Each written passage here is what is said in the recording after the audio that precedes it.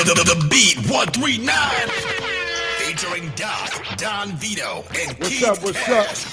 Harlem's #1 show. Got another big interview coming up on a Thursday. You know, we don't come out on Thursdays, but you know, we have somebody come to town, big name, you know what I'm saying? So we got to represent the brother, you know. My name is Don Vito, voice for the peoples. What's good? Doc Shake the Block, y'all know what it is. Okay. Let's go, Doc. Let's get right into it. Y'all know what it is. We got a big guest today. Like Vito said, we don't do Thursdays, but when we have a big guest coming in town, y'all know what it is. We got Pimpin. Ken is in the building. Pimpin Ken. What's up, brother? Sharp as attack, man. Yeah. Okay. So when you got in town, brother? We got in Wednesday around 8 o'clock, man. We had the hip hop fraternity meeting in up there in Harlem at Harlem Nights Historical Club. Yeah.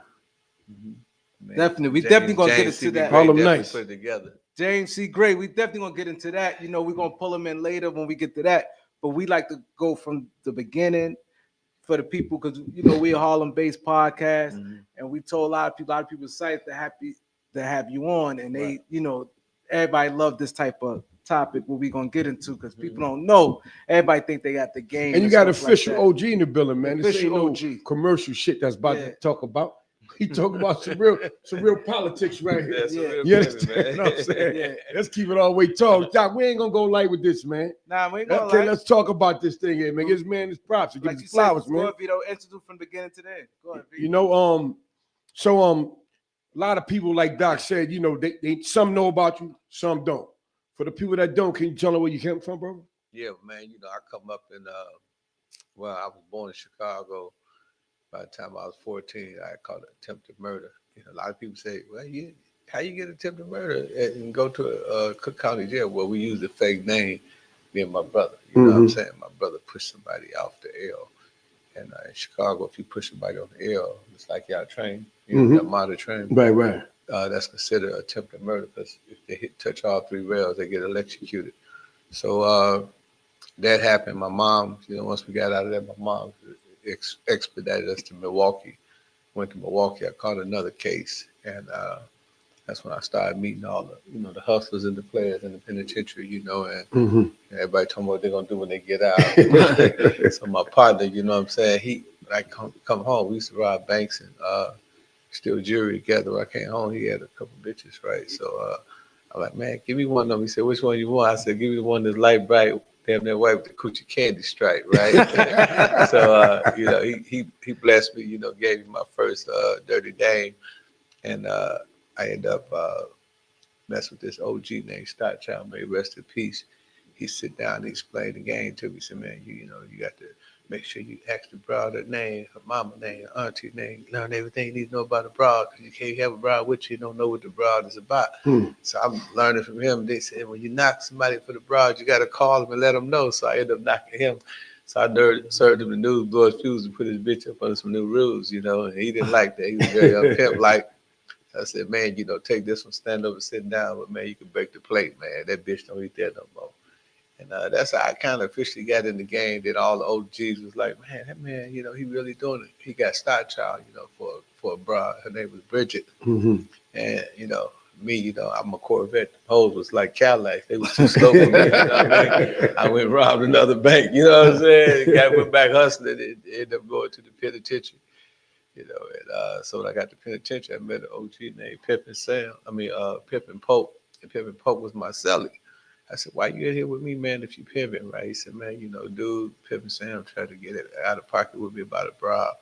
He said, you know, when the bra get with me, you know, if I use the bathroom, she got the toilet paper right there, handed it to me. He said, my stomach raw, she got the plate, handed it to me. You know, he was just telling me how he keep a broad in order, right? And it's all about order.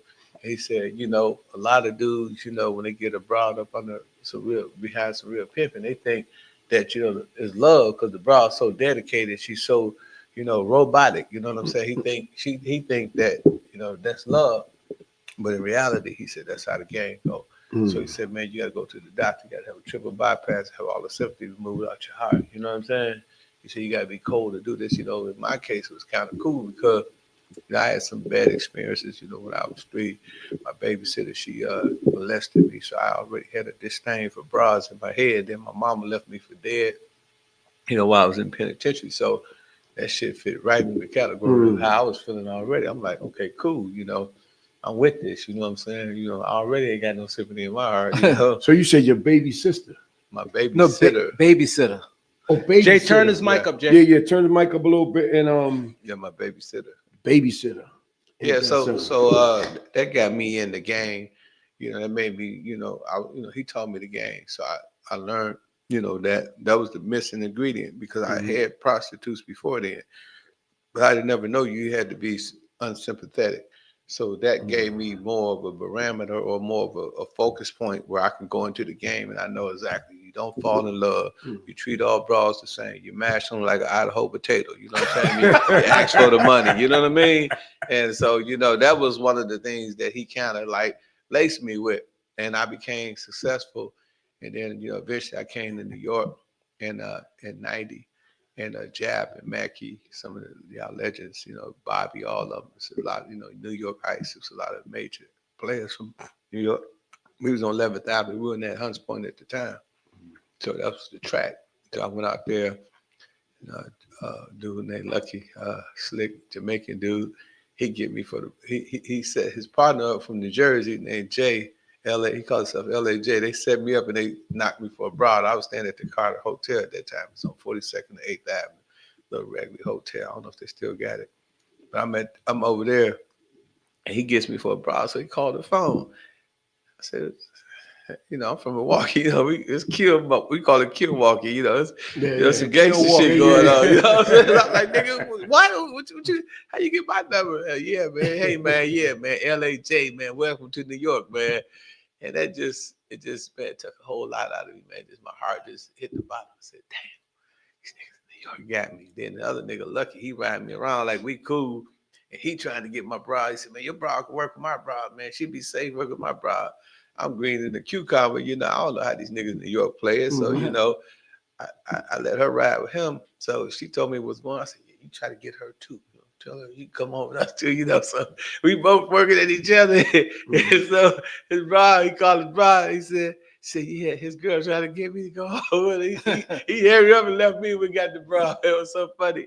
And so I just stayed down for 2 weeks because it was pride, man. I said, man, they gonna probably get this bra too, but my pride wouldn't let me go. You know what I mean? I was like, man, I got to fight these niggas in New York. They not gonna run me away. Right. And so I went back to Milwaukee, got me about 6 more hoes, and came with a new Cadillac, came back to New York. And every time I knock a nigga from New York, I give him a Wall Street Journal. I said, man, it's in the news. You've been peeled for the bitch.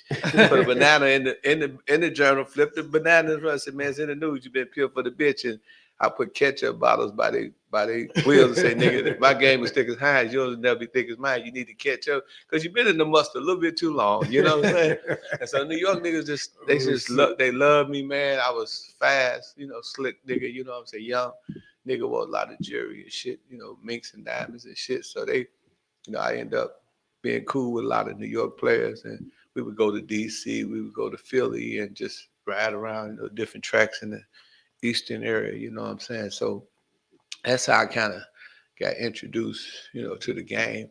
And eventually, I went to Vegas and Chicago and all the other cities. I won Pimp of the Year where I went, Pimp of the Year? So how that works? It's the dude, Like, it's the dude who, I had all the flavor, all my clothes was custom, my jewelry is custom, $100,000 watches, Rolls Royces and shit, Had a lot of bitches, 16 bitches at one time. So, I was really doing it. Yeah. And niggas was like, dude is that dude. And so dude, from New York, wherever, Cali, wherever track I'm on, they knew I was that dude. So, they vouched for me like, Jap and all of them. They was at the Players Ball back in the day, Let me ask you a question. For the viewers, right?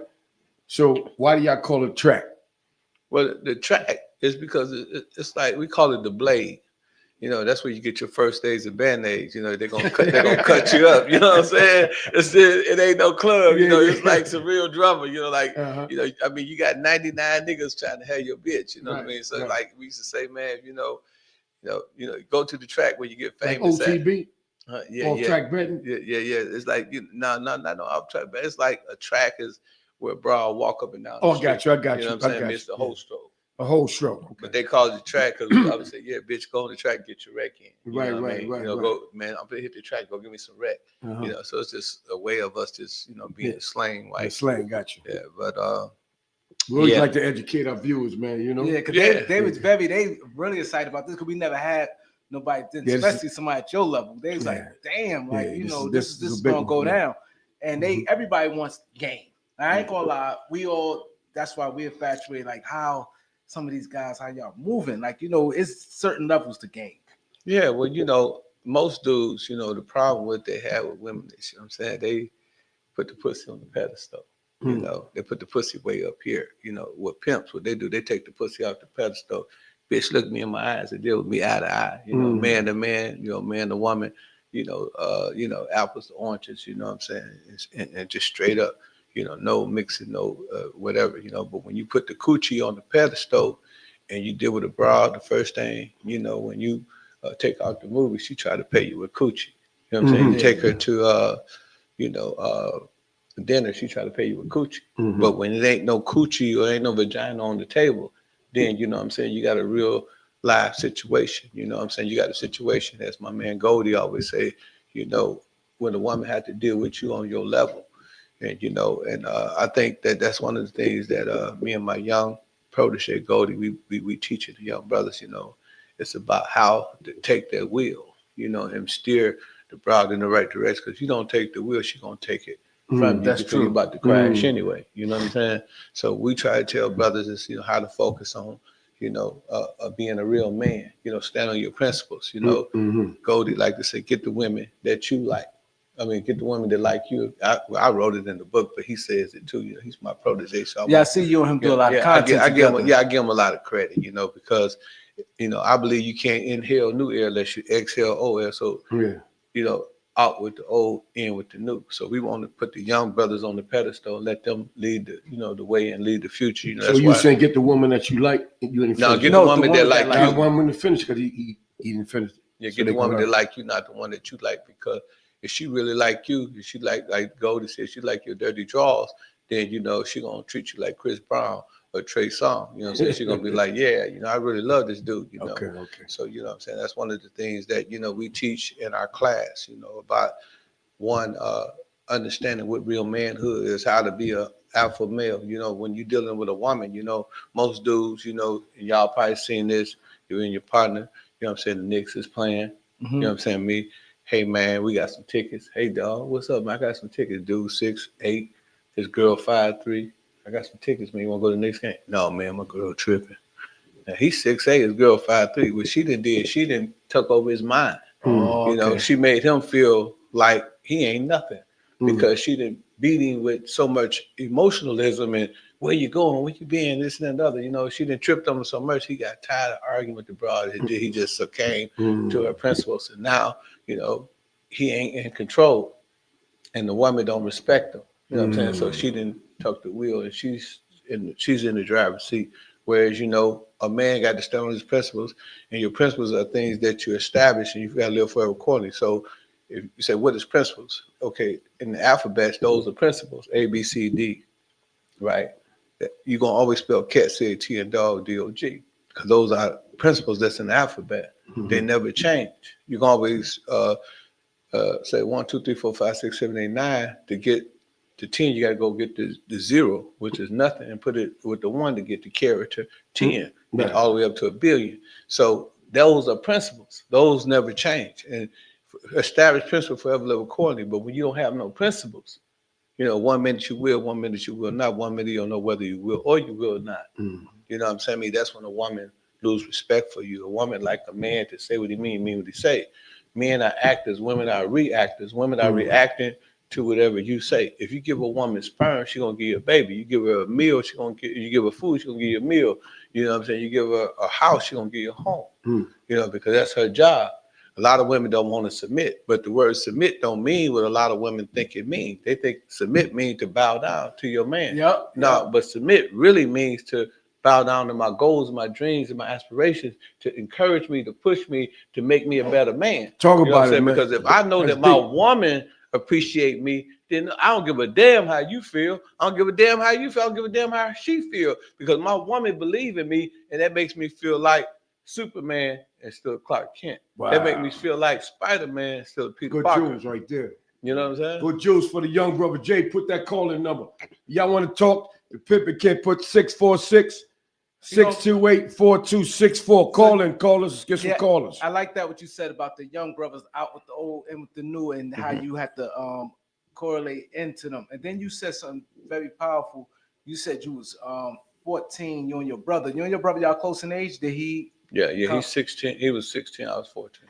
And your mom moved, and then you became doing what you're doing. And it's very important. You said about the Nick game when the guy, submit to a woman, and how the respect, because women definitely like that. And a question I get, a lot of people told me to ask you, how y'all look at people when y'all see guys kill over pussy.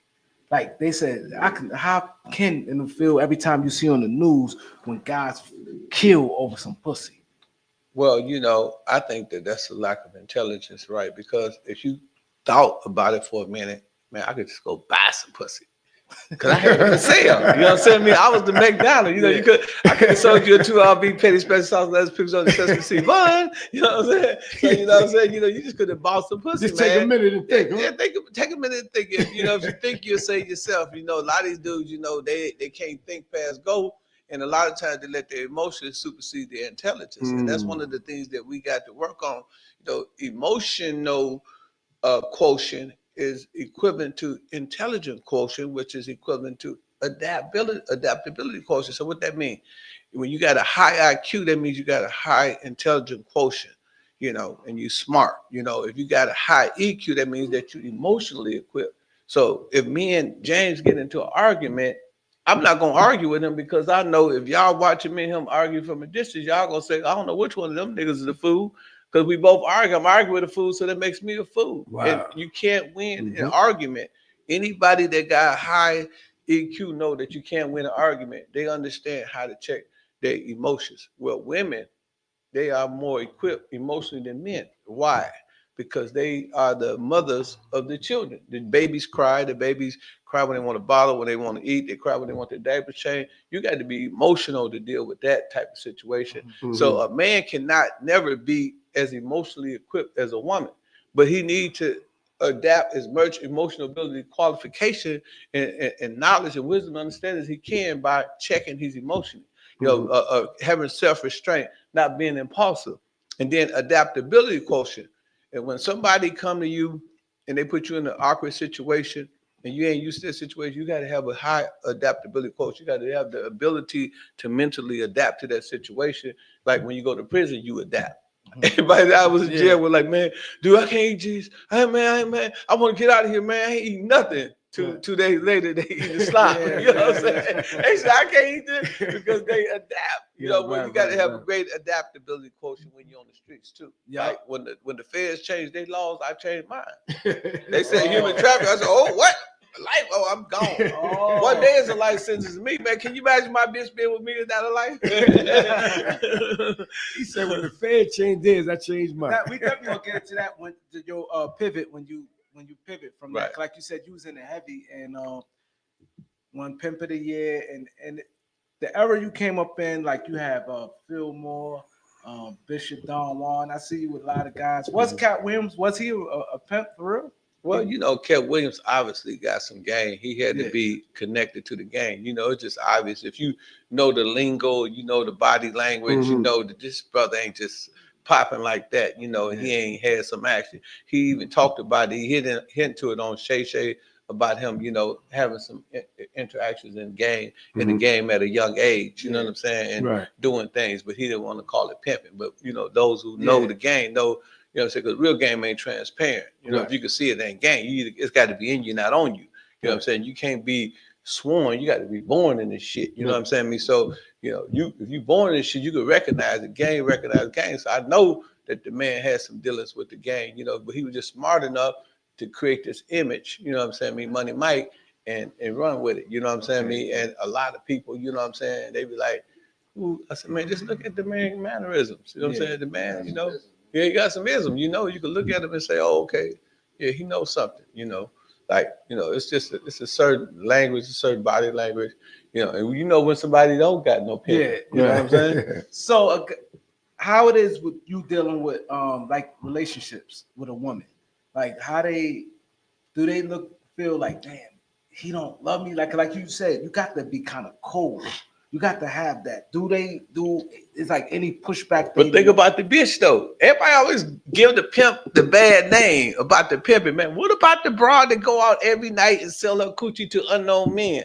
Right. You know what I mean? You don't even know. I mean, who stands in the alley? Who stands on the corner and somebody pull up in the car and you get in the car? If a nigga pull up on a car with me and you, we up and we looking for a strap. He be like, act like we ain't got one. Like, we go get, act like we got a gun. So you know, the women, the book on what a woman gonna do ain't been written yet. I always tell man, women are the most ruthless, especially those ones that's out there because they probably been traumatized. They probably had a bad experience as a young girl. They probably was raped by uncle, and they have a disdain for men. You know what I'm saying? They just use the pimp sometimes, and a lot of people don't like when I say this as a scapegoat.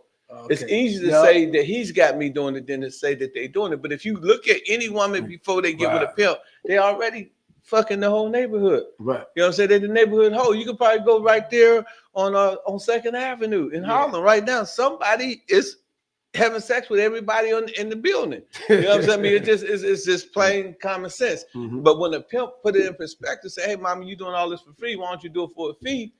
And what you get out, yeah, well, you know, you got to check it all in. You understand me? You know, check it all in. Yeah, I'm from Memphis 10. They don't check it in half, they check it all in. You know what I'm saying? So, you know, then they like, you know, but they end up getting with it. But, you know, a lot of people don't look at that. And then, you know, a woman goes from pimp to pimp. She's got a whole lot of game. You know, she getting game from me. She's swilling tricks every night out their money. Right. You know what I'm saying? She talking to men and she playing them out their money. Nobody feels sorry for the tricks, but they feel sorry for the bitch. Yeah. You know what I'm saying? But the bitch is the most ruthless. You know what I'm saying? I mean, nobody never look at it from that perspective. You know what I'm saying? Then 90% of the women today don't even have pimps.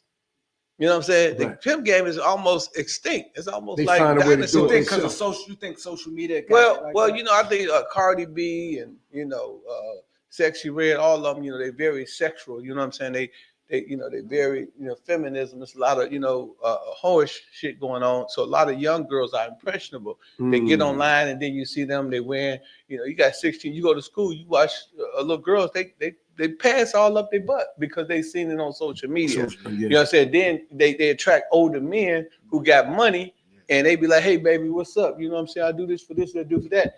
And mama living in the projects, they starving, they got to eat. So what they do, they compromise. And Lord forbid if they uncle or they aunt or their brother who somebody just got in jail, you know, that's a weirdo that's having sex with them. You know what I'm saying? I mean, raping them. So, you know what I mean? It creates that mentality for the female and she become ruthless and she have to be because she's in that environment. But all women ain't like that. See, it's a caveat to that too.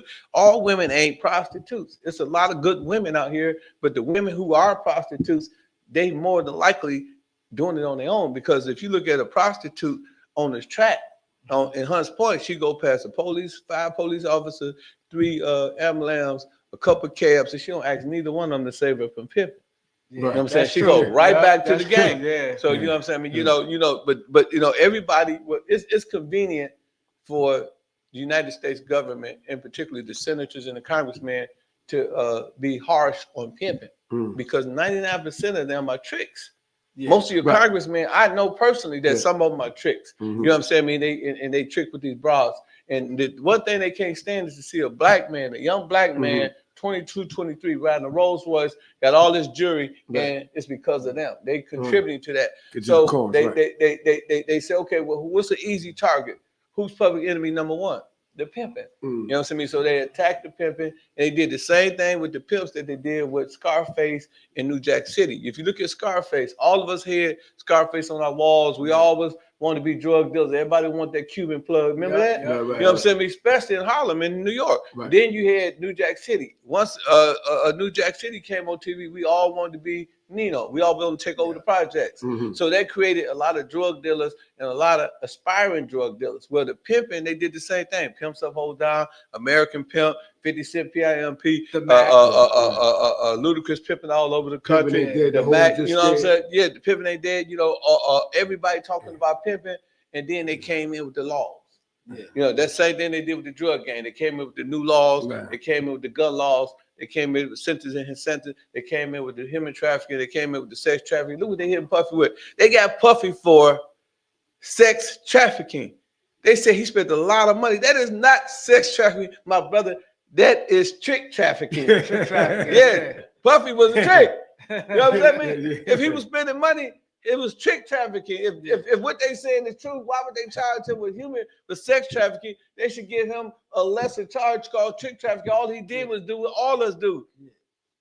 They get married. We get bachelor party. We bring girls into town. You know, we have a little freak offs and we send them on about their business. Puffy do what every married man practically do, or nearly married man practically do. Right. But you know, because you know it's fashionable, and they using these laws the same way they use with the Italian, the RICO law, and the tax evasion laws. They using on African American men because African American men are what? Are very prosperous. You know, we're becoming more financially inclined. Right. You know, we more business orientated. You know what I'm saying? And they don't like that. Yeah. You know, Jay-Z, the billionaire, 50 Cent on his way. You know, Kanye and Dr. Dre and Rihanna and my man LeBron James. Yeah. They don't like that.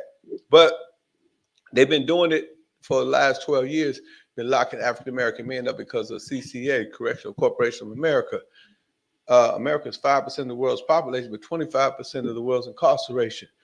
Eligibility of black men that can go to jail is 6%. We 13% of the world's population, but out of that 13%, only 6% of us eligible because you exclude old men, women, and children. You know, and disability, right? So that's 6%. So if we 25% of the world's incarceration, and black men are 50% of the incarceration, that means that 12.5% of the people incarcerated in the world is African Americans. Yeah. You know what I'm saying? So either they're getting them for pimping or they're getting them for drug dealing. So if they get them for pimping or drug dealing, what are they doing? They're using Hollywood, and Hollywood is complicit to create this narrative that all black men are Nino Browns, and they want to be Scarface, and then they want to put this pimp thing out and say everybody is Pimps Up, Hoes Down, and this is public enemy number one. But we all know that world pimping is and hoeing is the world's oldest position. But if prostitution is the world's oldest profession, then pimping got to be the second world's oldest profession, right? Because the hoe get the money first. Then she got to give it to a pimp. So if that's the case, then why do y'all all of a sudden come with these laws? Well, they did the same thing with Jack Johnson. Jack Johnson was a boxer back in the early days, and he started hanging out with white women. With the white women, he be having like 2, 3 of them. Yeah, they hit him with the Mann Act. Yeah, so the Mann Act is when you take a woman across the state line, and they can charge you with pimping. So they hit Jack Johnson with it back in the day because they wanted to, attack, black success. Now, you know what I mean? Even though people say, oh, it's domestic, they got Pimpin' Ken, they got Pimpin' so-and-so, they got the little dude on the block. Now look what they get. They got R. Kelly for sex trafficking. They got Puffy for sex trafficking. And didn't nobody say nothing about it. All these rich people, they forget about the brothers. They got to do from wrestling too, the WW. Vince McMahon. Sex trafficking. Yeah. So the thing that most people, when they think of pimps, and I don't think it's true, but is it true like how they portray the pimps, like they beat girls up, give me your money, and be beating them all like that? No, that's not true. Yeah, pimping is a non-contact sport. Yeah, no touchy, feely.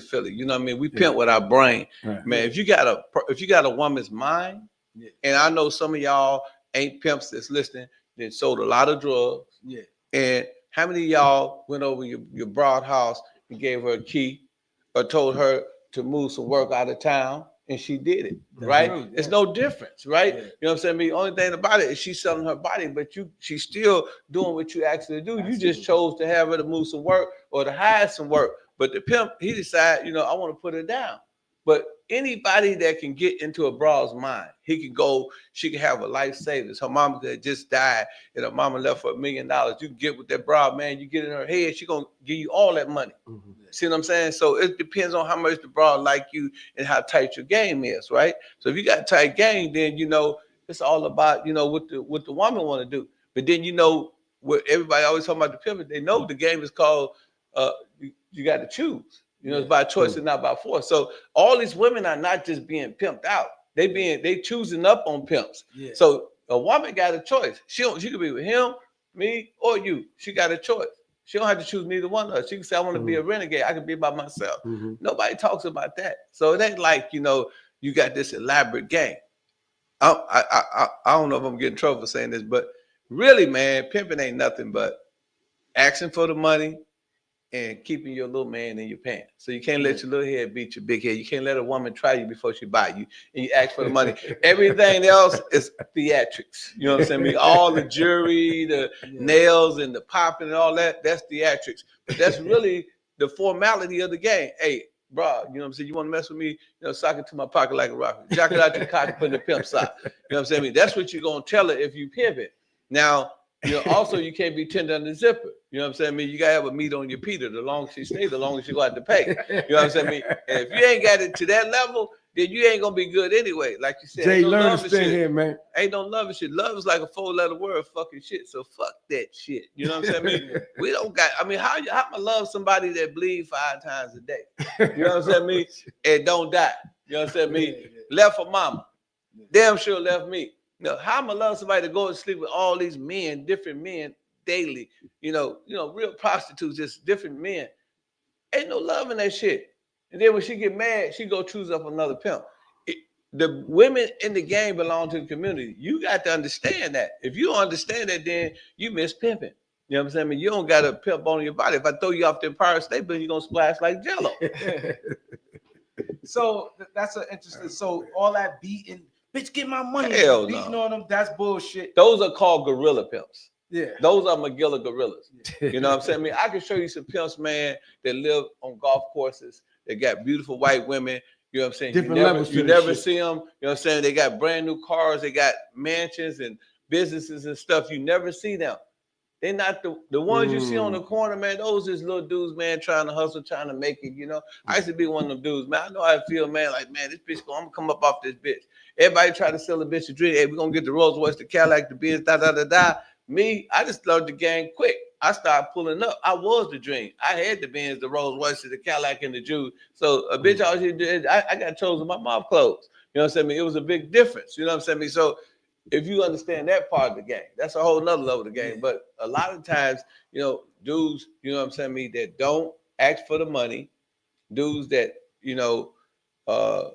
are, I would call gigolos, sex type of guys, they want to have butt naked fun with and throw a party for their penis. You know what I'm saying? Those are not considered women, and real hoes don't respect them. Real hoes don't respect dudes that see. You got to be different from the trick. You got to be able to hold your dick. The trick can't hold his dick. That's why he spend his money.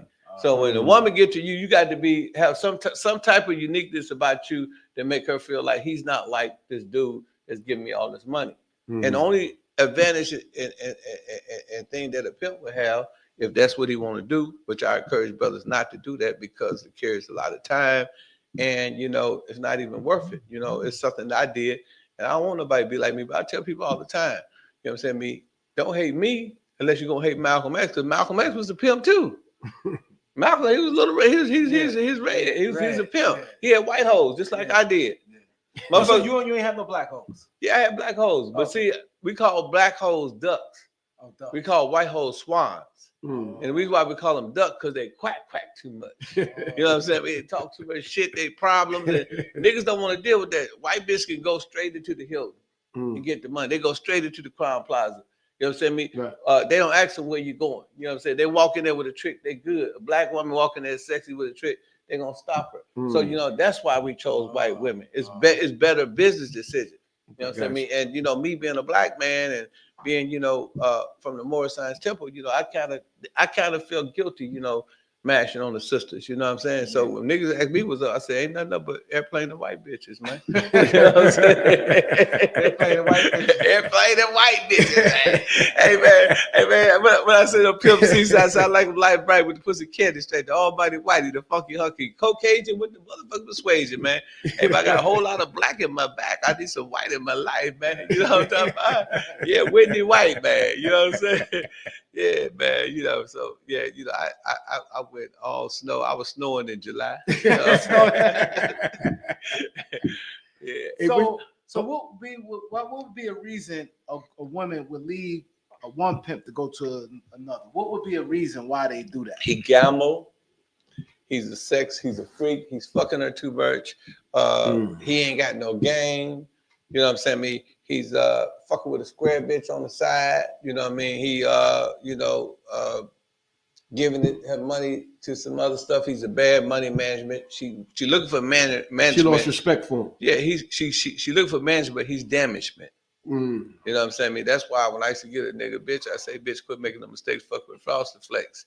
You know, drop them excuses and pick up a purpose this morning. You know, so let me give you some motivation, inspiration. But this nigga here, he's a lame with no game. You know what I mean? So, you know, that's how we would, you know, approach dudes for their girls and stuff back in the day. But that's why a woman would leave for another pimp. Or dude is just fly. Like I said, when I pulled up, I got the minks, the diamonds, the Rolls Royces. I was everything that he was selling her. She was selling her a dream. I pulled up, I was the dream. The dream. Okay. You know what I'm saying? Or another guy, he pull up, he the dream. So she gonna say, why is I'm gonna help you get all this when I can go get with him? You know, even though he got 6 or 7 bras, you know, at least that's the real game. Right. And a lot of women, you know, that's in the game, they want to be in the real game. They don't want to be, you know, with somebody that's trying to make it, you know, that's half-ass pimping, right? You know, and so that's the one.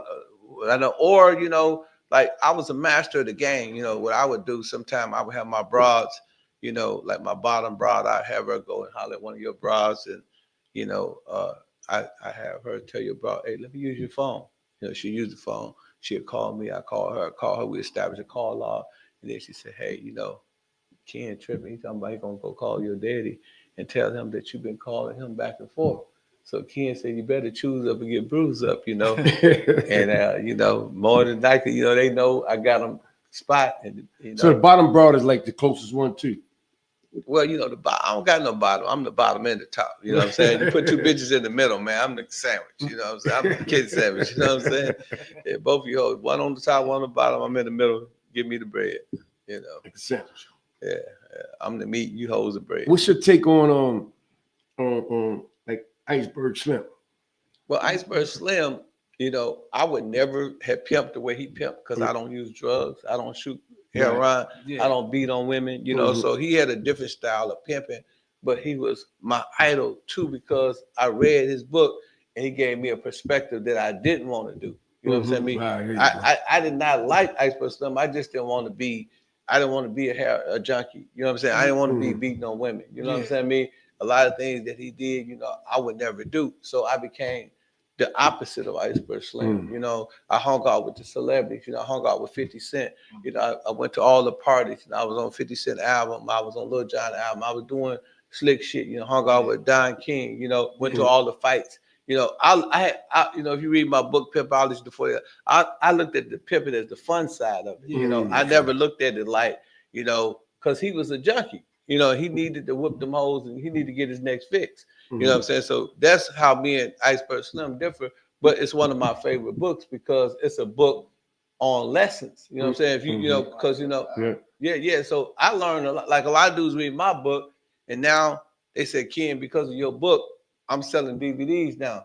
I'm doing music because you showed us that it wasn't just about the bitch. You know what I'm saying? That, you know, I say I'm pimping Ken. They said, why you can still call yourself pimping Ken? Because I'm pimping Ken. I'm pimping myself. You know what I'm saying? So I learned that a long time. So I look at my book, that's my hoe. You ain't gonna argue with the bitch. You ain't gonna knock the bitch. You ain't gonna call me about this hoe. This hoe ain't finna choose up on another pimp. She gonna go into Burns and Nobles and into Books A Million and get my money every motherfucking day. And bitch, you better do good on Amazon, hoe. You know what I'm saying? So you know what I'm saying? I learned to pimp myself. So when I learned how to pimp myself, I was like, I don't need no broad.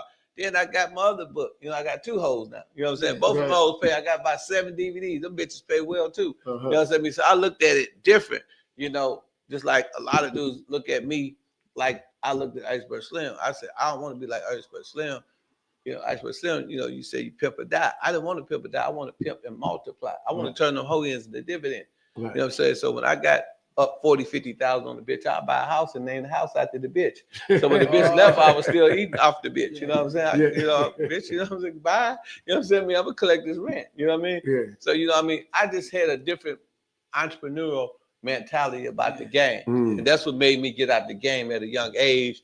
And I wasn't fucked up. You know what I mean? You know, to this day, you know what I'm saying? You know, I got a $200,000 car outside right now. You know what I'm saying? Me, you know, Rolexes and all that shit, you know, mansions. I got everything a motherfucker want, I still got because I learned how to pimp myself. I learned how not to depend on the broad, you know, and, you know, I respect the game. I respect all the young hustlers out there that's doing it. You know, I still go on the track. I still holler at the little brothers. I still shake their hand. I go to the hood all the time. You know, let them know, man, hey, man, it's another way, man. You know, just believe in yourself, man.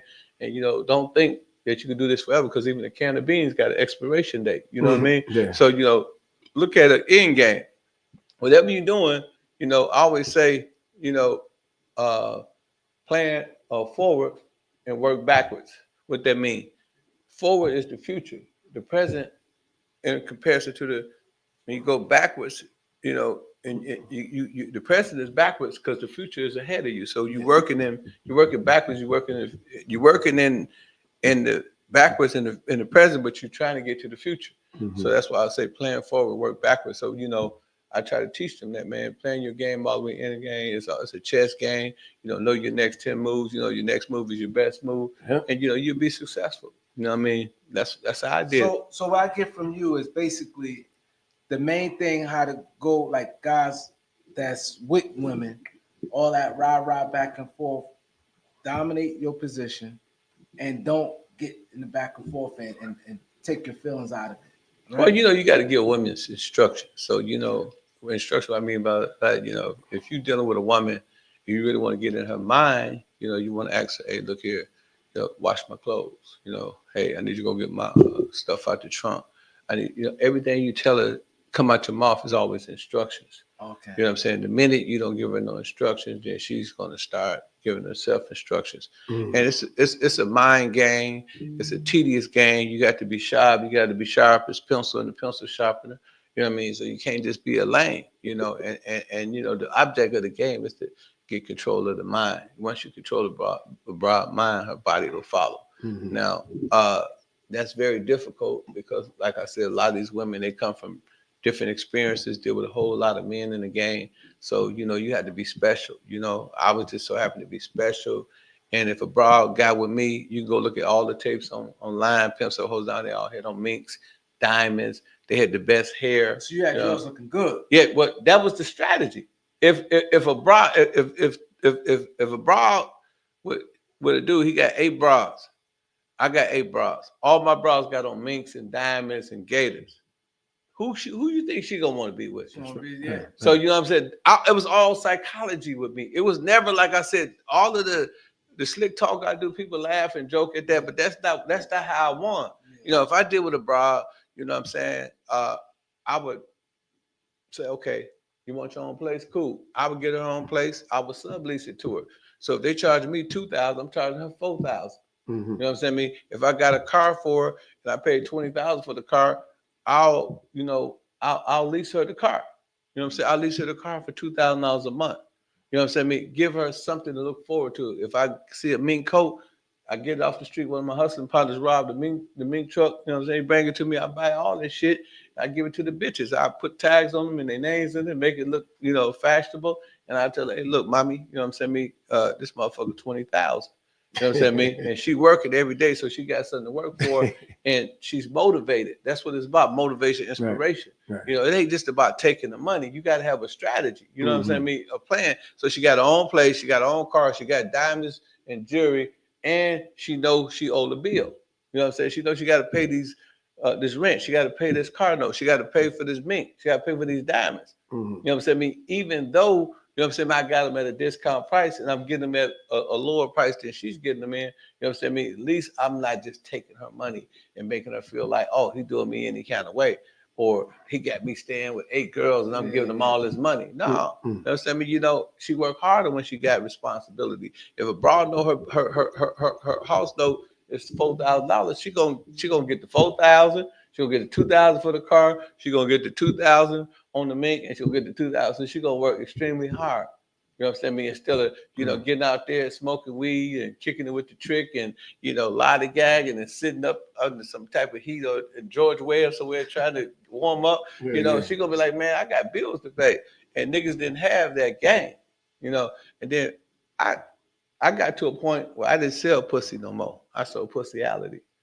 You know what I'm saying? I mean, so pussyality is when you make somebody think they're gonna get some pussy, but they never get pussy. So if I put a broad at the strip club, she's in the strip club, she's gonna be in that motherfucker. Every time the chick orders some wings, she's gonna put a gratuity on that motherfucker, $800. You know what I'm saying? I mean, the trick sign, she got $800 coming to the club, I give her $800 at the end of the night because it's a gratuity. Yeah. And it's not, you know, and of course she back there telling him, you know, oh, you got a big penis, and I want you to F the mess out of me. She doing all the game, you know what I'm saying? But she's selling pussyality, but she never let the trick touch her, or she never turned a date. You understand what I'm saying? But she's making real grand theft money, and niggas didn't have that level of game. Yeah. You know, niggas don't know how to send a bitch to the casino, and they don't know that the casino will get a bitch, you know, get a trick 10,000, but they're gonna take 15%, so it's gonna be $8,500. But that's $8,500 for her to play with. Yeah. You know what I'm saying? I mean, take the chips, put it in the pussy, put it in the purse. You know what I'm saying? I mean, act like you gambling with the trick. You know what I'm saying? I mean, and then if he a big bank trick, you know, hit that inquiry button, see what his bank account is. He got 100,000 there. Try to roll in for about 40, 50,000. You know what I'm saying? He might gamble actually 20,000 there, but you might walk away with 20,000. You know, and he think he's having fun. He's losing the money anyway. He tried to win. He's already caught up. He's so busy caught up that he don't even see. She said, let me get $200. I'm gonna go play the slot. Let me get another 500 I lost. You know, by the end of the night, she didn't play for about 20, 30,000, and she ain't sold no pussy. And that's how, you know, my game was. You know, I sold pussyality. I didn't sell pussy. You know, my bitches didn't flat back. You know what I'm saying? They had all the game that I had. You know what I'm saying? I mean, and I was able to teach them multiple ways to get money, and I gave them a program. They had a system, you know what I'm saying? I mean, they had to reach this amount of money to pay their bills. You know what I'm saying? When they left, they got to keep the minks. They got to keep the cars. They got to keep the house. I never took nothing from no broad that was with me. You know what I'm saying? She said she didn't want to be with me no more. Cool. All right, mommy.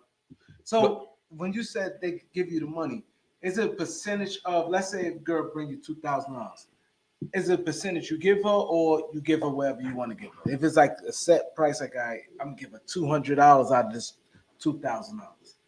No, ain't no set price. You know, she got, you know, she got to sock it to my pocket like a rock. She got to give me all the money. I'm the manager. I control the money.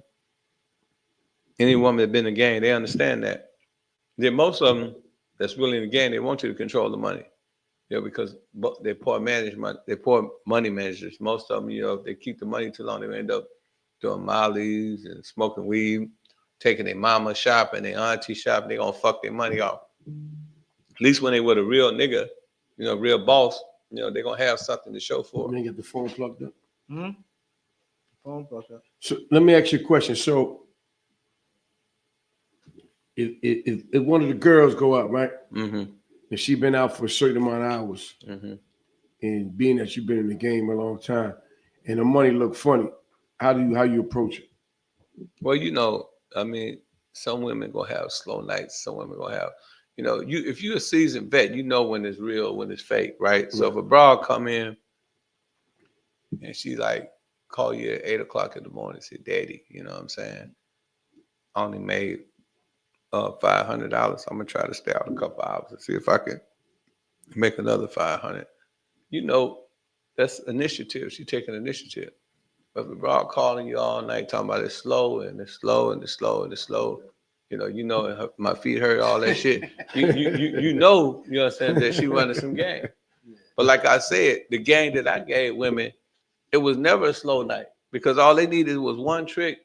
You know, and the clubs that I work was all white clubs. If they one trick come in, that motherfucker, You understand me? She get a gratuity. She get 800 to 1,000. She might get 3,000. You know, she might get 30,000. You know, depending on how far the trick could go. So you got to have some gain to give to the broad. You know, if she go to the Hilton and she meet a trick, you know what I'm saying? She take them to the casino.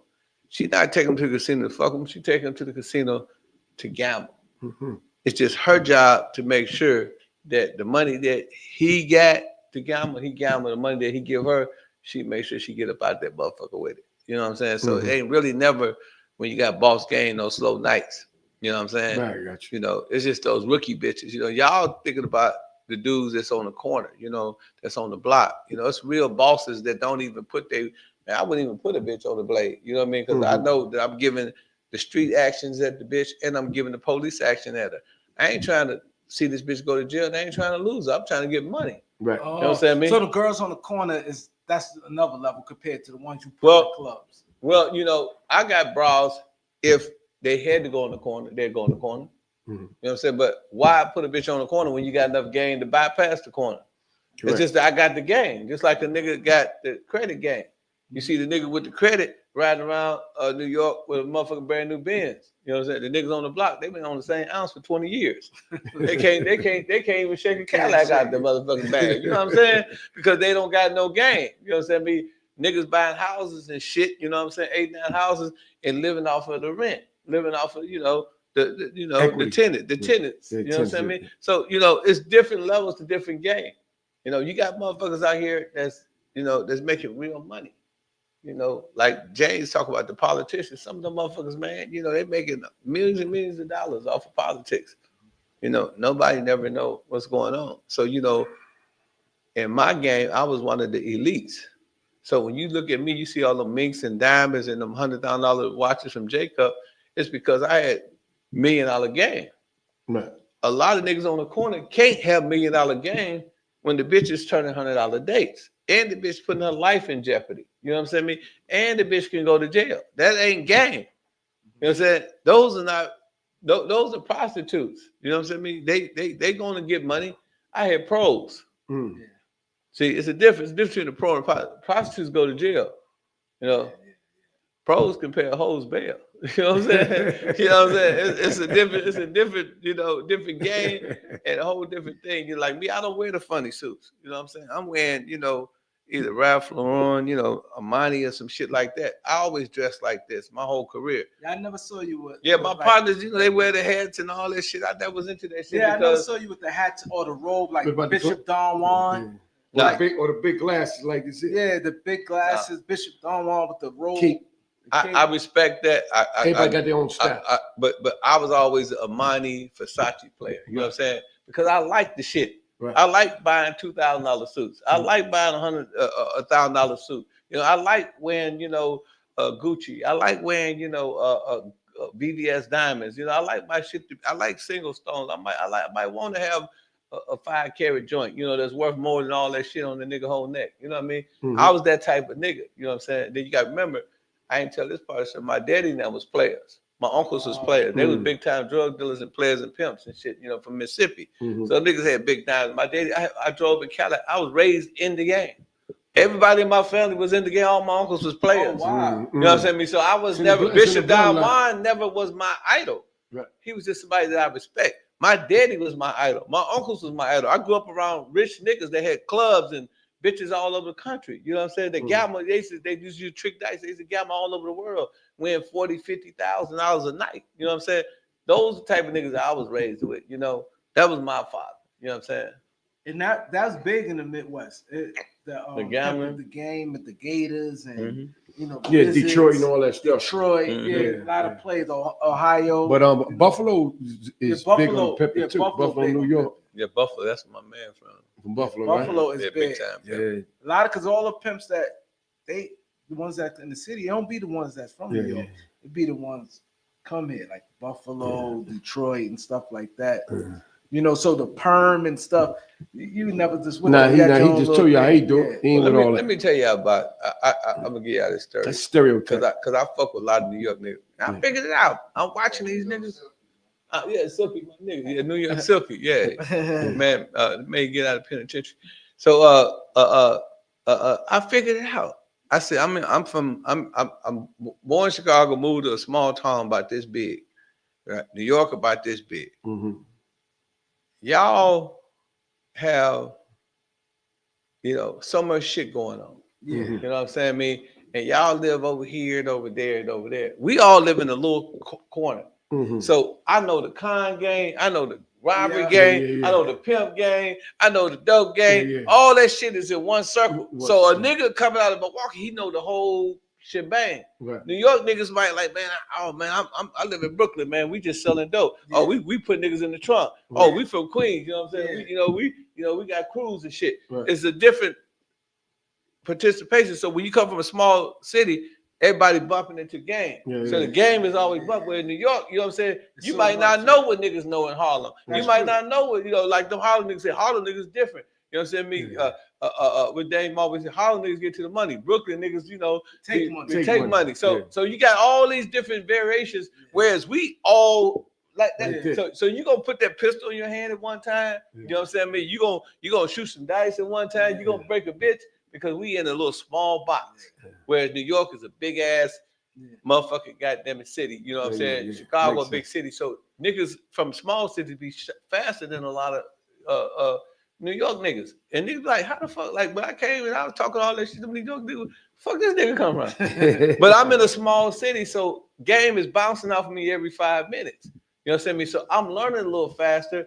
And when we get to New York, we like, damn, these niggas the biggest niggas. We think y'all bigger than the world, So we have a different perception of y'all because we in a small city, we got game. We them niggas in a big city, they got all the game. Yeah. But then I done pimp with some niggas in New York that don't have a lot of pimp game. Right. Yeah, they But if they from Brooklyn, man, they'll take son.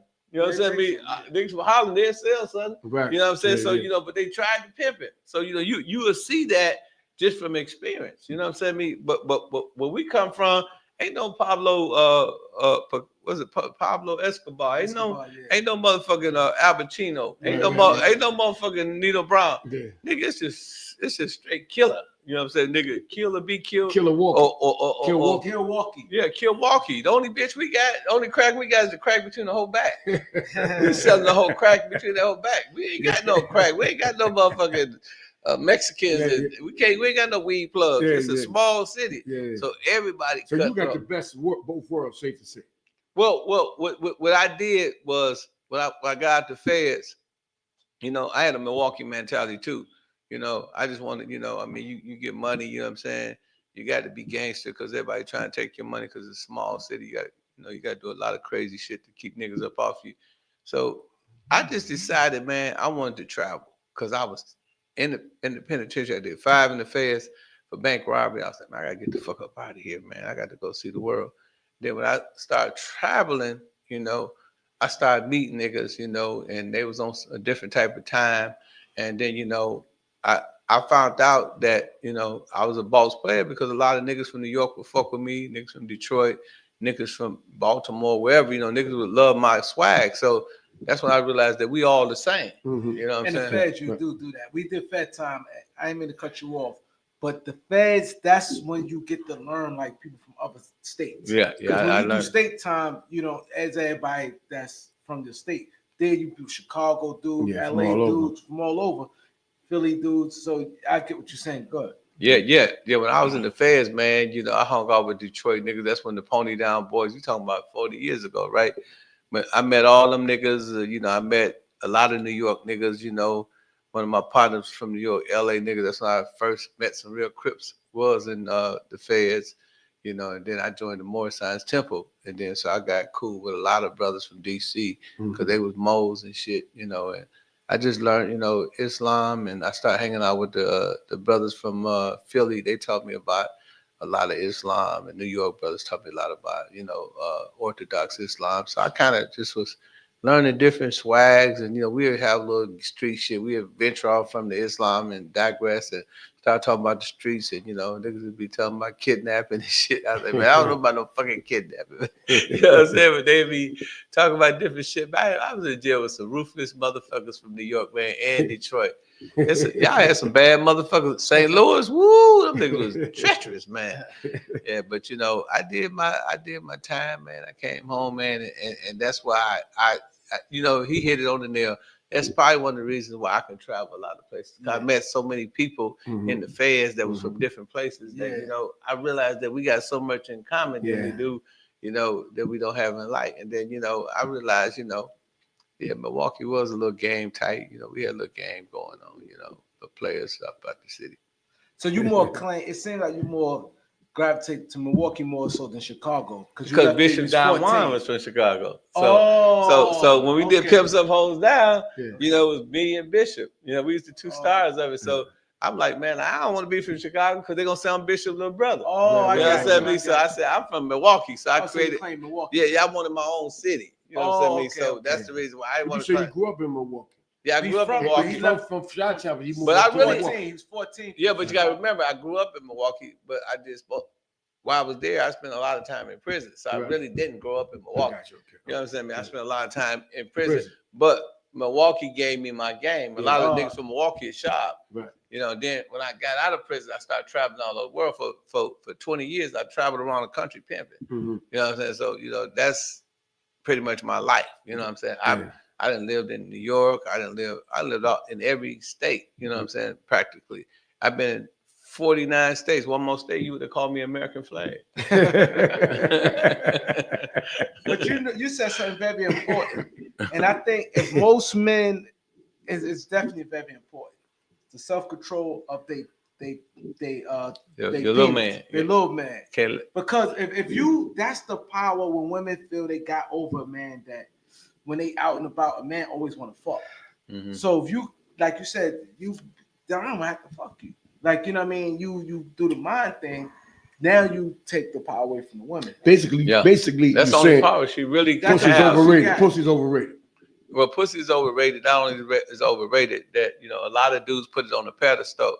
A lot of dudes think with their little head, not their big head. You know, a woman ain't gonna respect you if you lead with your dick. You know what I'm saying? I mean, if the first thing you say, "Can I get some pussy?" because she gonna think that you fucking with, you know, every other bitch the same way. I even tell my daughters, I said, look, make a nigga wait. If a nigga wait for you 2 months, he might be the nigga for you. You know what I'm saying? I mean, if you make a broad wait, then to her, that's a prize. Your dick become the trophy when you make her wait. You know what I'm saying? I mean, even if you ain't measured, you know, the size she want, or you can't do what you want to do, she's still gonna just have a natural. She's gonna come naturally because she's been waiting so long. Her mind is, you know, because most women when they have orgasms, they have it with their, with their mind. Men, you know, we could just release, you know. So never chase the pussy. No, man, that's the worst thing you can do. There you go, y'all. Y'all heard this right here, man. That's the worst never thing. Never chase the pussy. And a lot of people, so many people said when they found out you was coming on the show, they said, please break down Simps versus Pimps. Well, a simp is somebody, you know, who claim to be pimping, but ain't got a pimp bone in his body. A simp might do some shit like this. He might get some money from a hoe and then go in a strip club and make it rain. That's some simp shit. You know, a simp, you know, go back to what we said, he'd tell the bitch he a real live pimp, then he go and he get with the bitch, and the first thing he do, he fuck her, don't get no money. That's some simp shit, because it's first and ass last. If you think I'm handsome, pay my ransom. If I'm gonna take a chance, give me my cash in advance. That's the game. So if you don't follow those rules, then you're a simp, you know. And then, you know, a lot of simps is dudes, you know, who just claim to be pimps and they think they pimping and ain't got a pimp bone in their body, like I said. Right. Yeah, I heard it. That's definitely some real shit. There's a lot of jewels tonight, y'all. This show is different right here. It's exclusive. A lot of people it's exclusive. Y'all pay attention. This is real talk right here. Real talk. Recently, I don't talk like this no more, but hey, James said we're going to be at the beat. So I had to come, you know, give y'all some. I appreciate James. James, I ain't gonna lie. I'm gonna talk about James for a second, man. Cause I really, man, James, you know, like I don't want to uncut y'all. I really don't like to talk about the game no more because it's really putting a lot of brothers in the penitentiary, and it's really, you know, I denounced Pimps Up, Hoes Down on y'all show, and I denounced American Pimp because, you know, like I said, it put a lot of black men in incarceration, you know. But, you know, because y'all asking me the questions, you know, I make an exception, but I really ain't with, you know, teaching that. You know, I like to teach brothers about financial literacy, about the hip hop fraternity, a lot of positive shit. You know, that's really what I'm on. Like, be honest with you. No, we definitely don't get to hip hop fraternity because we know that's definitely James' passion.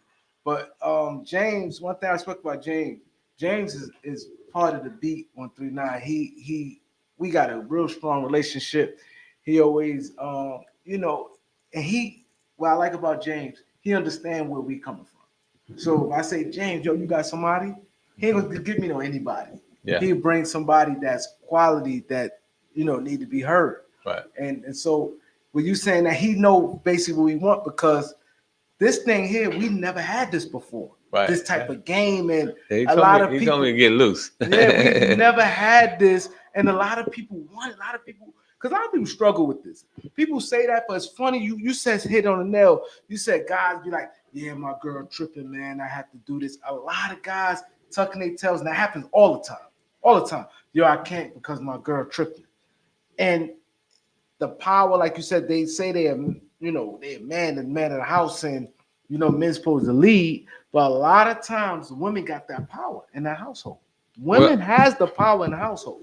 Well, you know, depend on what type of woman that you fishing for. You know, my man Goldie oftentimes say, "You show me what you caught, and I'll show you where you've been fishing. And I also tell you what bait you use." You know, so a lot of times, you know, if you want to catch a good woman and you fishing in, you know, a neighborhood block bar, or you in a hood bar, you know what I'm saying? You're gonna catch a hood chick, and she gonna probably, you know, more than likely be traumatized, you know, because everybody in the hood been traumatized. All of us hear gunshots. All of us, you know, suffer from post-traumatic stress disorder. You know, so she got the same issues you got. Yeah. But if you want to catch a broad, you know, that's a little bit different, it may be a little bit more culture-rated, you might have to fish in a pond where, you know, it's high caliber, sophisticated chicks at, you know. Like I said, if you show me where you caught, I'll show you where you've been fishing. I'll show you what bait you use. You're using the same bait. Hey, mama, you know what I'm saying? You so fine. Your mama should have triplets.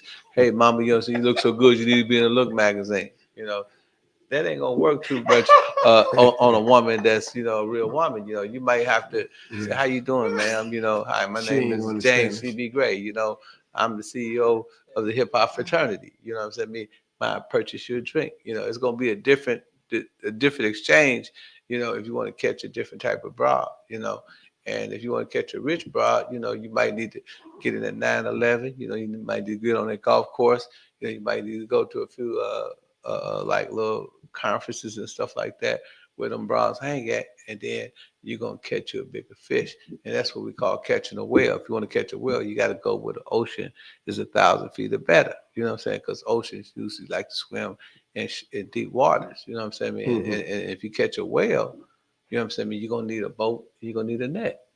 You know what I'm saying? So it's different. You know what I'm saying? You can put a simple bait and catch a catfish or a whitey or a perch, you know, or a tilapia. You know what I'm saying? So, you know, it's all about, you know, what is your perspective? Like me as a businessman, people see me doing deals like Boosie signed to me, right? I signed him to Simon Schuster. That's right there on 600 American Avenue. That's the biggest publishing company in the world. I deal with them personally. I'm a literary agent with them. I signed Ice-T. I signed Corey Wise, you know, to Harper and Carter. Corey Wise from Central Park. 5. Yeah, I gave him $280,000 on the book deal. So, you know, but I'm going for the big money. You know, that's why you say, man, Ken ain't pimping no more. Well, you know, if I want to get 10 holes, I'm fishing on the track. I'm gonna pull a bitch every time. You know what I'm saying? Because that's what I caught. I'm catching that kind of fish. But if I want to catch corporate America, I got to be in a corporate setting. You know what I'm saying?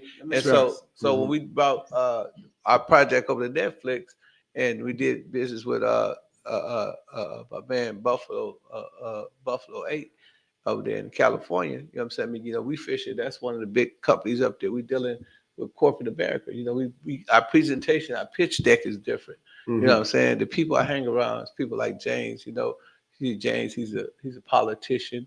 You know, he's formerly vice president of the Bronx Chapter Action Network.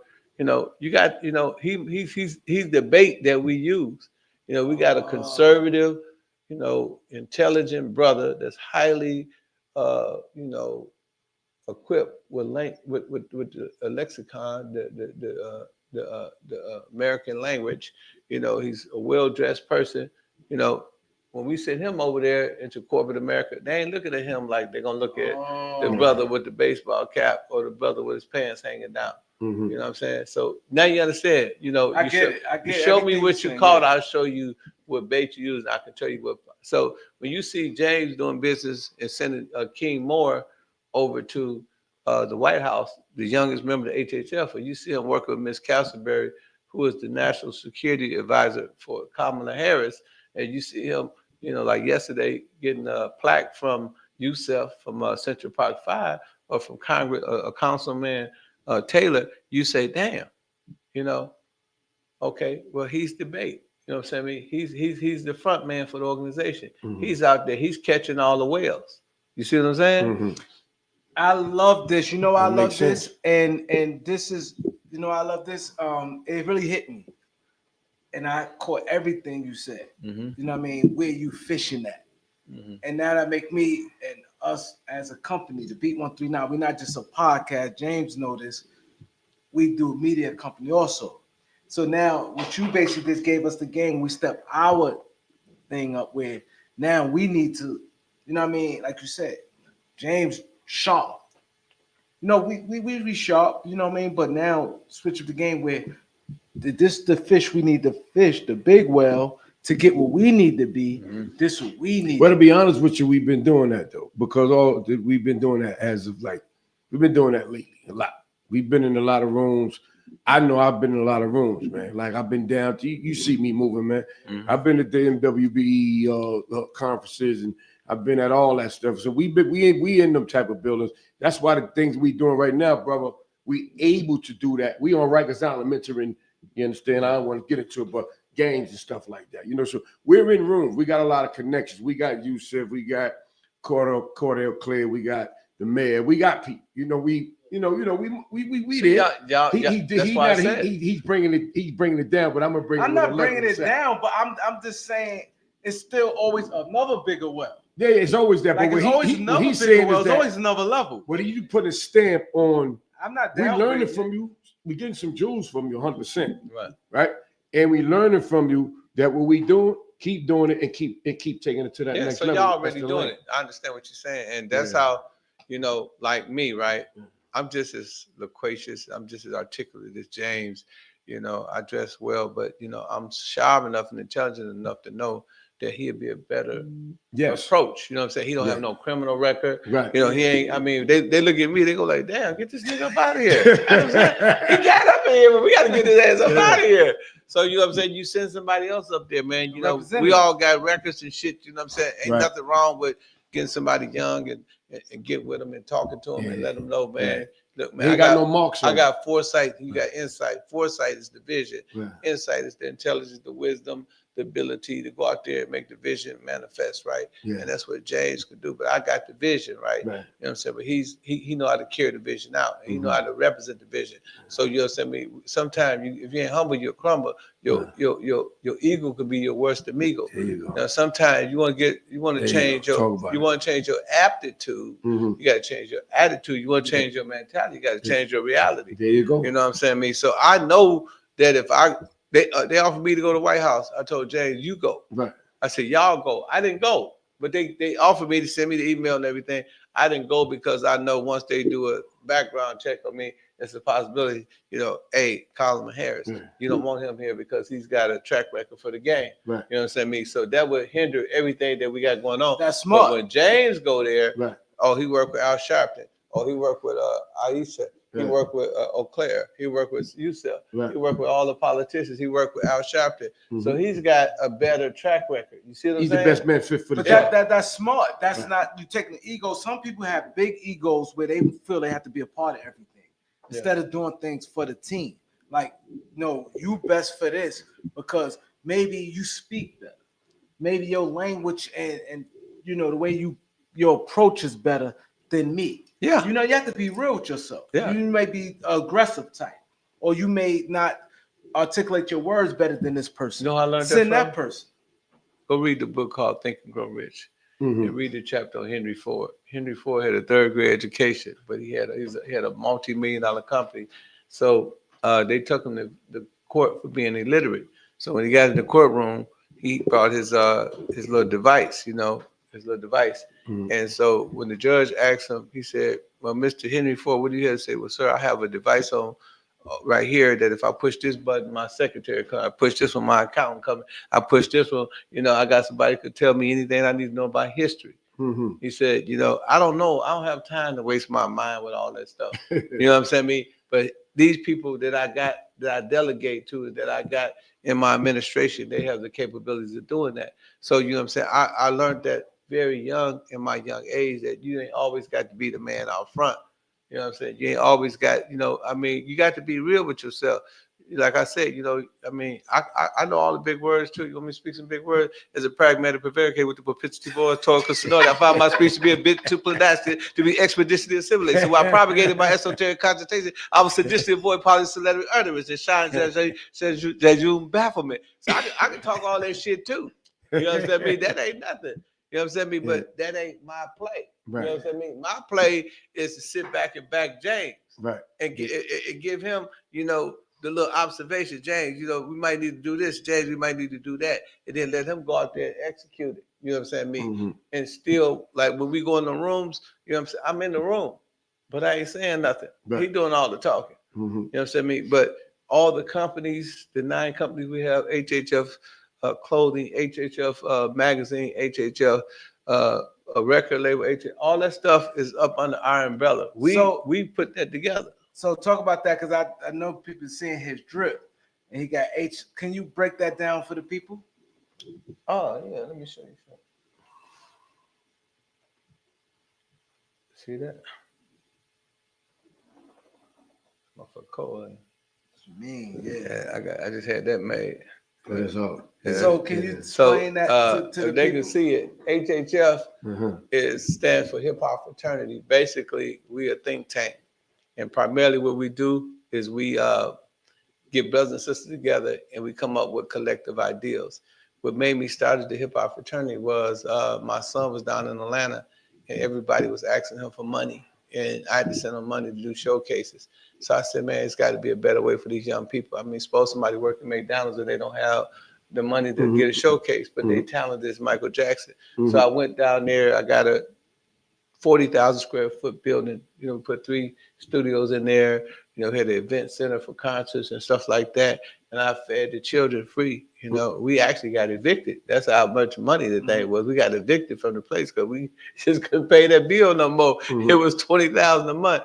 And, it was a Chinese lady. I said, I'm a Mac on her for about 6 months, make her kick me out this motherfucker. Right? Yeah. So we stayed down there.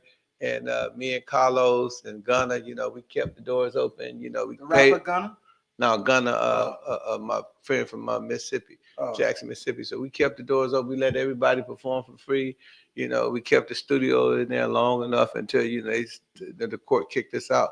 But we was there, for about a year or two, feeding the kids, all that, and like I said, I still had to buy the food, I had to buy the posters, I had to pay advertise. Then we even went to KOD, and KOD is a strip club. King of Diamonds. Yeah, King of Diamonds. So we bought 20, 30 bottles every week in there. And I was building the empire because I wanted them to have the camaraderie.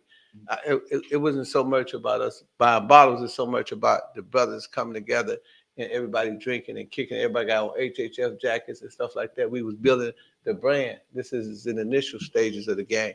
So, you know what I'm saying? What we did, we eventually created an empire. We got 37 cities now. We got over 100 executives. We got 11,000 members. 100 executives? Yeah, 100 executives, because we got 37 CEOs. James probably got about 6 or 7 executives to him, and you at that time 30. So with each people having executives that's up under them at they like CEOs and stuff for their chapter, right?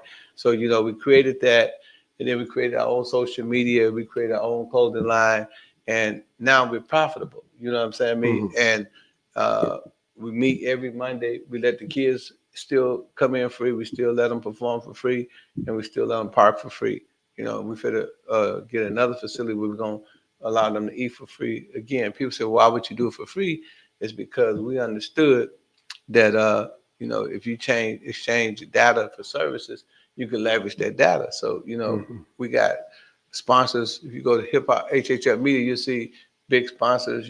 That's sponsoring, on our website, some of the biggest names in the world that, do business with us, so, but we get that data, You know, that data is worth money, right? You know, like Amazon services, you know, so we got data. And then, you know, we signed Mike Fresh.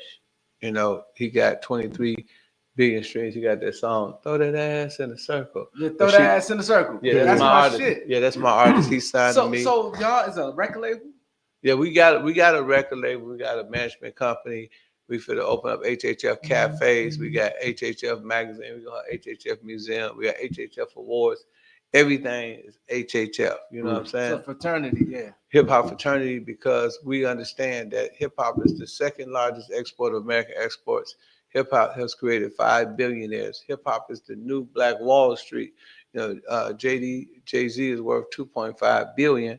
The GDP of Tulsa, Oklahoma, Black Wall Street back in the day was 2.5 billion. Mhm. One man is worth the same value. So we know the wealth is coming from hip hop. It's got an untold amount That's of facts. millionaires. You know what I'm saying? I mean, Mhm. every diplomat, when they go overseas, the kings and the prime ministers, they ask about 50. They ask about Snoop. You know, Snoop just did the Olympics. So we Yep. know that hip hop Yeah. is the play. But what is not cool is that Sony, Columbia Records, and all these other companies been controlling the culture. So it's our culture, our cause. So when you see me on Breakfast Club and Charlemagne hold up the jacket, I tell them, I said, you know, we're making a play for everything. You know, we want to control the whole ecosystem of hip hop. You know, it needs to be into the rightful owners. You know, our young children, True. they go in the studio, they make their IP, they take the IP to the record label. The record label give them 15% royalty, take 85% royalty off of their intellectual property, Mhm. and then they charge them 50% production deal, which means that if the video costs $1 million, they owe $500,000. Mhm. How many records you got to sell at a 15% royalty to get out of debt? You Yeah. never get out of You debt. never get out of And they debt. always sending your music out there, send out 100 million, they send 1 million of your CDs out as samplers to DJs and stuff, and they'll charge you. You know what I'm saying? So they probably pay pennies on the dollar. They probably pay, who knows, probably for 100 million, they probably paid 300,000, but they're charging you $1 for each one. They charge you $1 million, so now you more another $700,000 in the rear. And then they, you know, you in the hood, so you need money, and they tell you, well, look, hey, James, why don't you let us give you a loan for your publishing? How much you need? You need $1 million here. They give you $1 million. Then took 50% of your publishing. Now you only got 50% of your publishing left. Mhm. By the time you out that deal, because you need more money, you gave these people your whole entire catalog. They own your publishing. You owe them money. You know what I'm saying? They sabotage your last album. You know what I'm saying? They put it out there early. They let people bootleg it. And now, you know what I'm saying? You can't get no money. Only thing you can do is make show money. You know, and these folks, you know what I'm saying? They over in Singapore, Philippines, all these foreign countries, and they getting your money. And this is how important publishing is. You remember The Bodyguard, Whitney Houston? Yeah, the Bodyguard, Kevin Costner. Or Kevin Costner, right? You remember the song, I Would Always Love You? Mhm. Yeah. You know who song that was? No. That was Dolly Parton. Dolly Parton? Yeah, she got all the, every time you see somebody say, I Will Always Love You, singing about Whitney Houston celebrating their wedding, Dolly Parton, because she owned the publishing, she get the money. Remember Michael Jackson? Yeah. You know why they killed Michael Jackson? He's the only artist that I can emphatically believe and say that they killed because it was a conspiracy. Mm. A lot of it could be conspiracy theories, Mhm. but he was the only artist that they conspired to kill because the man owned half of the music business. He Yeah. owned half of Sony. You know what I'm saying? Michael Jackson owned half of Sony? Yeah, Half the of Sony. Beatles catalog. The Beatles. You know how big that is? He owned half of Sony. He owned a lot of Beatles? people catalog, not just Beatles. He owned a whole bunch of, you know, and Sony. You know, that's why when he died, you know how much Janet Jackson got for that? Over $1 billion, because that's how wealthy Michael Jackson was. People say, why Michael Jackson spending $100,000 a month to live in these houses? Why he don't just buy a house? Because it's a thing. Like if you make a song, and me and all of us make a song, and we don't do a split sheet, and it go viral and it sell a lot overseas, what they do, the money goes into copyright control. So a lot of the artists, you know, that goes in the studio, they hide, they do a song with Moneybag Yo, the song get out there, the song do a few numbers, they don't claim they publish it. Well, the record label, they put it in what they call a black box or copyright control. So Michael Jackson owned the percentage. He was getting all of the interest off of the copyright control. He was getting enough money off of the interest. And you say, Well, how valuable is that? Well, the drummer for the Beatles died way back in the 70s, right? Yeah, he died. About 20 years ago, his George. son, Yeah. his son, listen to this, his son was on America's Most Wanted. The lawyers who study all this, they knew that this name was too close proximity, that it had to be a son. They tracked him down. He said, your father got $3 million in copyright control. He said, $3 million. Yeah, they gave him $2 million. They kept $1 million, 1/3. That's how big publishing is. You know, I had to do a forensic account and go and look at all my publishing. You know what I mean? It was a lot of money there for me. So, you know, I encourage young people to understand the game, understand the music business. And that's what the hip hop fraternity here, we teach you about escalation clause, de-escalation clause. You know, we did the Boosie deal. I negotiated that book deal. I negotiated Ice-T book deal. So what I do is I help the brothers read the contract, interpret the contract, and explain to them, man, this is how you get the money. You know what I'm saying? Man, this is how you negotiate. A lot of people, they might go and negotiate. They say, they want 2,000. They say, give me 4,000. No, if you want 2,000, you want 10,000. So they say, we give you 5, you didn't got 3,000 over your ask. And this is just basic lessons of business that James and I teach, you know, the young people in the hip hop fraternity, you know. And we also have our own curriculum too. So, okay, now in the hip hop fraternity, the way it sounds to me, you have like different, you said you have so many people under you. You have people in different states. So James is, it sounds like he's New York representative. No, James is the national CEO. So you ever heard of COINTELPRO? No. You know, when they was trying to demonize, discredit, and destroy black business, black organizations back in the day through J. Edgar Hoover. You heard of that, right? Yeah, that. So that's COINTELPRO under J. Edgar Hoover. So J. Edgar Hoover, he called it Fear of the Black Messiah. Mm-hmm. You know, that's why they killed Fred Hampton, you know, the movie Black Messiah. That was all about. Right. So any black organization that sprout up, you know, the FBI has a mission and a purpose to try to destroy it and dismantle it, discredit it, destroy it, right? Mm-hmm. So we understand that. And so what we do is we allow different states to license the name hip hop fraternity. That way we could stipulate in that license what you can and cannot do. No drug dealing, no gang banging, none of that. You know what I'm saying? I mean, but you're the boss of Boston. You're the boss of New York. Gotcha. You own your own thing and you get your own LLC or your own 501c3. That way you're DBAing. You're doing business as hip hop fraternity. You have your own company. You're paying your own taxes. That way, if James refused to pay his taxes or he do some fallacious or some erroneous behavior, then the hip hop fraternity as a collective, as a organization is not subjected because he's only using our name. He's doing his own business. You see what I'm saying? Right. So that's why everybody is their own boss in that city. You know what I'm saying? Makes sense. And that protects James. If James is a politician, he's doing constructive stuff. He's working with the White House. If somebody, one of our brothers, you know, be El Fulo and say Vegas somewhere, and he do some crazy stuff. You know, he got all his Crip buddies, all his blood brothers, and they hustling and whatever. And the feds swooped down on him, and they said, "Well, this is the hip hop fraternity." You know, woo woo woo. And then they try to indict us. We can say, no. Read this. Yeah. You know what I'm saying? I mean, we said specifically that he can't do that and that he's only going to use our name. So because he's selling drugs, we're going to just terminate him. And they can't do nothing to us because we don't have nothing to do with that. That's smart. I'm going to ask you this question. One, can you give me some notable names that's part of it? And also, was Charleston White part of your, the fraternity? No, Charleston White is just a guy that I knew for years, and he respected the organization. That, you know, Charleston White, he flipped out, he cussed me out the next day. You know what I'm saying?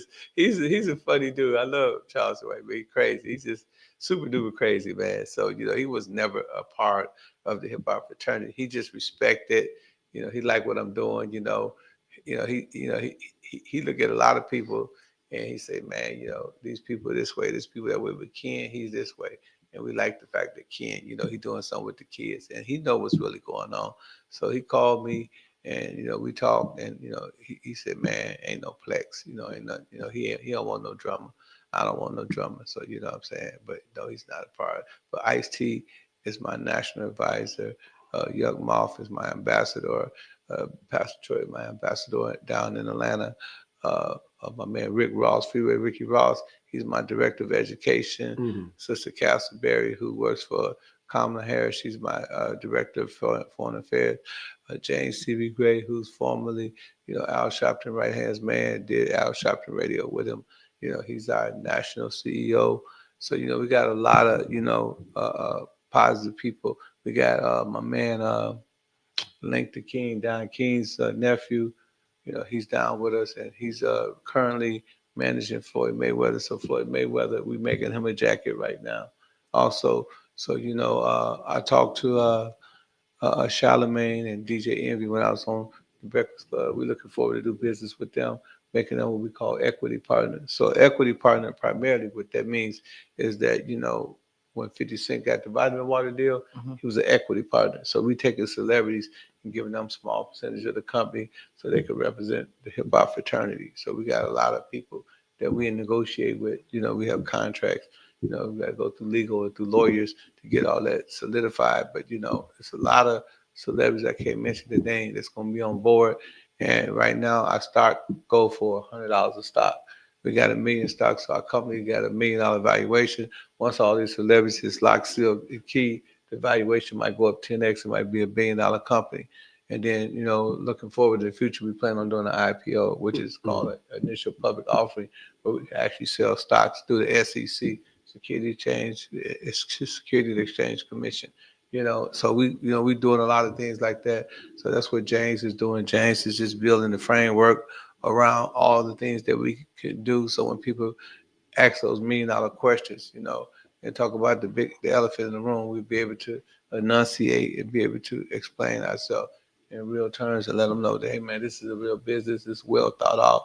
We licensed and, we really doing real business, and that we not just some dudes, that don't know what we talk about. We understand the Latin of business. You know what I'm saying? That's why we file everything on 1123, because we understand that we are the holding company and the rest of my subsidiaries. So those, we the parent, they the children.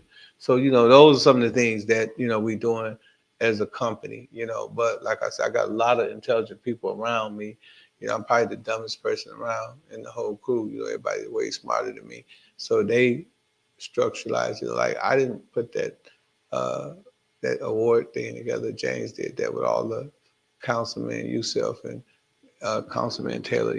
That's what they do. You know what I'm saying? They do the intelligent shit. I got a PhD, a public high school diploma. Just like Ford, like you said, he had. That's all I got. I got a PhD, a public high school diploma. So you said equivalency diploma. Yeah, that. there you go. GED. You talk about Boosie, so he's not in the fraternity, but you do business with him. Well, see, the hip hop fraternity have a hip hop fraternity. Me and James spearhead the hip hop fraternity literary agency. So James was there in those rooms. Him and I, we secured those deals. So we're doing it up under the hip hop fraternity literary program. So he signed to the hip hop fraternity. He don't have to be a acting member or a card carrying member to be a member. To be a part of the hip hop fraternity. But when the films come out, it's gonna say hip hop fraternity films. And when the books come out, it's hip hop fraternity books. Mm-hmm. And then you open Boosie book, you'll see me in there, and they tell you that I'm his literary agent. You know what I'm saying? Mm-hmm. And Ice-T, you look at all him on the View, all these shows, they talk about that. And so that's another good. I'm glad you mentioned that, because a lot of people don't look at the gravity and the significance of what we've done, man. When you say, how many people can say they signed these caliber of people, in their first 5-year inception of being in existence? How many people say that they got these people under movie scripts and production? So when you look at hip hop fraternity, to say that we're not Universal, to say that we're not Sony Music or Columbia, and look at all the big things we've done already. You know what I'm saying? How many years in existence? It's only 5 years. So look at all the things that we did. But people are never going to give us credit because it's moving so fast. And we baby, but we running. We running shooting jumpers. We ain't just no regular small company. And people looking at us like, man, how the hell we've been on the Breakfast Club, been on Drink Champs, 7 million on Drink Champs. I mean, I don't know how many million on Big Facts. Everywhere you go, hip hop fraternity is there. And people are like, who is y'all publicist? What company? Who backing y'all? Who got the money? We putting this all out of our own pocket. You know what I'm saying? Y'all out of pocket? Yeah, all this coming from me. Yeah. Man, when we went to California and rent a mansion for what? It was a 5-bedroom entry, bitch. It was they charged like $5,000 a week. Mm-hmm. You know what I'm saying? Then we had to rent a car for another $700. Mm-hmm. Then I had to fly a lot of people in. You know what I'm saying? Me, so all this coming out of my pocket. You know what I'm saying? So we serious about what we're doing because we believe in it. It's a movement, man. That's why James do what he do. James just invested a lot of money in the New York chapter. You know what I'm saying? He did that because he believed. See our biggest advantage point is that we believe what we're doing. So we put money up. We don't look at it like we spending money. We look at it like, we feeding our baby. Yeah. The baby need milk. You know what I'm saying? The baby need a diaper change. You know what I'm saying? So that's how we look at it. But gradually, you know what I'm saying, we make money. We sell jackets. I ain't gonna lie. We ain't just hitting them and slow getting them. You know what I'm saying? Hall of Fame jacket in the fraternity. I like the logo. Yeah. Well, the brothers got the jacket. So me and James, as CEOs and head of the organization, what we try to do is we try to represent the executive side. Right. So if we in an executive meeting and we walk in there, we got the hip hop fraternity badge. It just look more presidential, look more business minded. You know what I'm saying? But we ain't walking there with jackets. We ain't looking thugged out. But we still represent the brand. That's right. And that goes back to what we're saying. Having knowledge of self and knowing when to tone it up, when to tone it down. Yeah. So that's really who we are. And like I said, James is usually the guy that I have. Out there, forefront, he's our spokesperson. So, I know, like I said, I can speak the King's language. I'm very intelligent. I know about history, everything, but it ain't my shot. You know what I'm saying? That ain't my spot. I could go talk to Snoop. I can go talk to Akon. I could go talk to all the rappers because I didn't work with them. Right. I can set it up, the play up for James. You know what I'm saying? Make it better for him. You know what I'm saying? But me to try to do that and to be out front, I personally, just from my own perspective, I don't think it'll work because, just from being Pimpin' Ken, I have certain experiences of people like, man, you come to my house, but man, my wife, don't let her know you Pimpin' Ken. You know what I'm saying? And I'm listening to these niggas, I'm like, nigga, you crazy about me. But y'all want me to tell y'all, oh man, shit, man, my bitch be tripping, my nigga. Or you go to a radio station and you get past the program director, you get past the DJ, and then the owners be like, so who is this guy Pimpin' Ken? Is he talking about pimping?